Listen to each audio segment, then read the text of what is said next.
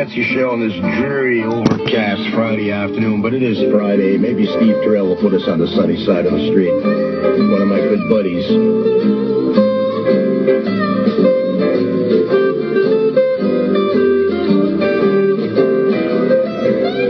Love that guitar part.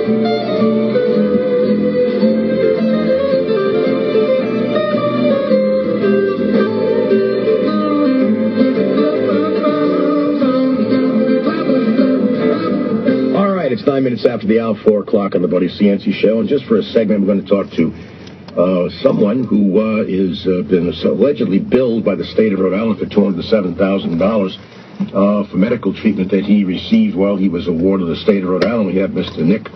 I think I'm going to pronounce his last name correctly here. It's Alahverdian. Alahverdian, is that how to say it? That's right, Mayor. Okay, thank you. All right, welcome to the Buddy Cianci Show. Thank you. Channel 12 did a story on you. It said a former DCYF protected orphan with an active lawsuit against DCYF and others was billed $207,000 in medical expenses by the state agency that oversees DCYF. Is that true? That is correct, Mayor. They billed you the money? Well, essentially what happened was they actually... Did you write him a check? No, and I don't plan to. But because I filed the lawsuit, there's a process where the state has to, or has the privilege and or option of asking to recover or some of the costs. They basically want to be reimbursed. But the problem here is that the itemized bill contains the assaults and the treatment that I received as a result of the assaults and the fights and... All right, let's back up and lay a little foundation here. How old are you now? I'm 25. Okay, now when did you become a ward of the state? In 2002 when I was 14. Okay, do you want to tell us the circumstances of why that happened? Absolutely. Well, basically, my dad's dad had died, my mom's dad had died, and my family kind of fell apart, and because my mom was an alcoholic, I essentially had to move out, and I actually called many friends and family members, and they weren't open to taking me in, so I had no other option but to go into DCYF care.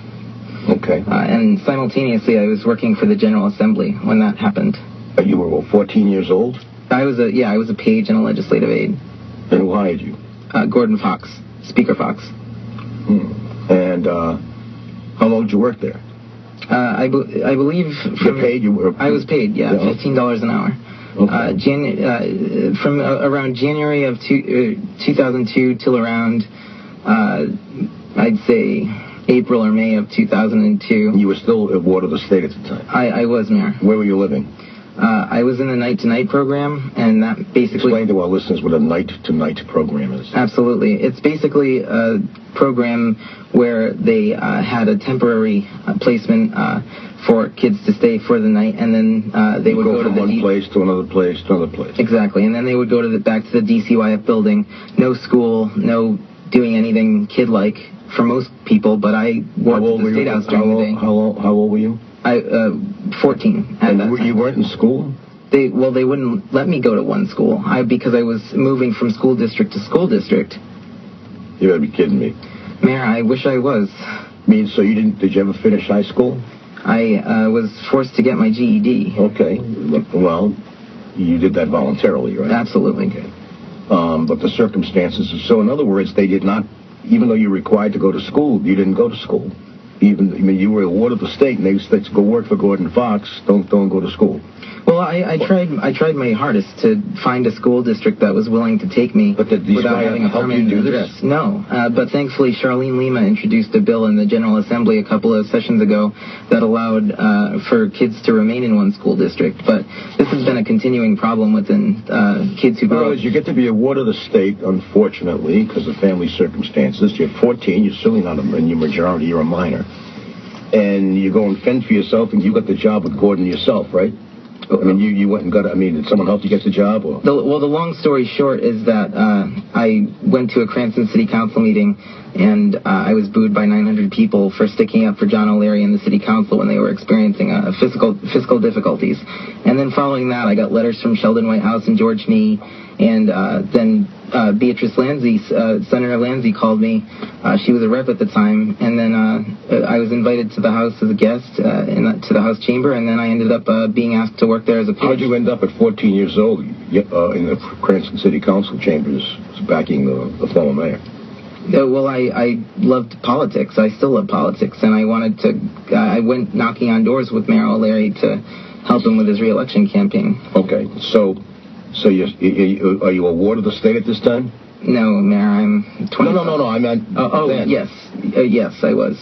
So you go working. You liked politics, so you hung around some politicians. And didn't they ever ask questions? You go to high school, or you go to school. Anybody have any? That's exactly what the problem was. When I began to apprise the legislators of what was going on in these group homes and in the night-to-night shelters. What was going on in these group homes? Fights, constant fights. Mayor, I presume you've seen the movie Fight Club. It was a lot like that, and it was atrocious. And so you, as a result of this, any sexual abuse? Yes, Mayor. Did you make complaints about that? It's in the lawsuit. Okay, yes. so now you're suing the state of Rhode Island, am I right? That's correct, Mayor. And what are you suing them for, and what remedy are you pursuing? Well, basically, this relates to what we were just talking about as well. Basically, when I was working for the General Assembly and began to talk to the press and things like that, as well as the legislators who began to pressure the DCYF and Family Court Chief Judge Jeremiah to find me a permanent placement, they considered me a nuisance. They considered me a publicity threat.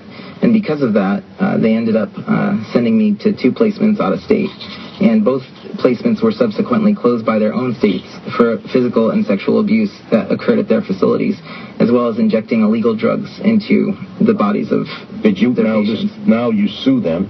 Who do you sue, by the way, specifically? The Department of Children, Youth, and Families, the state of Nebraska, Department of Health and Human Services. Matthew Fabish. Right. And Governor Kachiri is a defendant, and so are DCYF staff members, as well as some of the group homes that I had been to where the abuse occurred and where I suffered so much. How much are you suing for? It's not about the money. I don't care what I get. I just want to see the legislation get passed. Well, the way to get legislation passed is to lobby in the legislature. And I did that for a year and a half, Mayor, and... Passing a law, the judge can't order the legislature to pass a law. Oh, absolutely, and in fact... absolutely what? Absolutely not. No, I'm agreeing with you, Mayor. Yeah. The problem, though, is that you have a bill that was introduced by Representative Roberto De Silva that would keep kids in state. Okay, I'm not arguing with you on that. That's probably I don't know if it's a good thing or bad thing, but I don't have a dog in that fight. So understood. So because I'm not that well versed on it, but I do know that you claimed you were abused. You claimed you were shifted from one group home to the other group home. You were shipped out of state. You were sexually abused. You were also physically abused, correct? Yes, but all the while this was happening, you were working as a page in the State House. That's correct, Mayor. Who abused you? Kids, staff. Staff? Staff. Employees of these facilities. The facilities? Right. Nobody in the State House? No one hit me. No, at the State House, no, never happened. But it was... But there was people in. You thought you can prove it. Is it just your testimony, or is it you can prove it through medical records? I can prove it through the representatives, such as Representative Giannini, Representative Brian Coogan, all the people that I worked with 10 years ago. Speaker Fox, Stephen Costantino. How can they? Were they there when you were abused? They were all there. They knew what was going on every night. They heard my stories that I would tell them about what didn't see it. They only knew what you told them. Well, they saw circumstantial evidence, which consisted of bruises and lacerations and cuts and things like that. And they didn't do anything about it? They did. They pressured the Department of Children, Youth, and Families to find me a safe, permanent foster home. Did they? No. Okay. All right, it's 18 minutes after the hour, and it's time now for some traffic. We'll return with this young man who is suing the state of Rhode Island.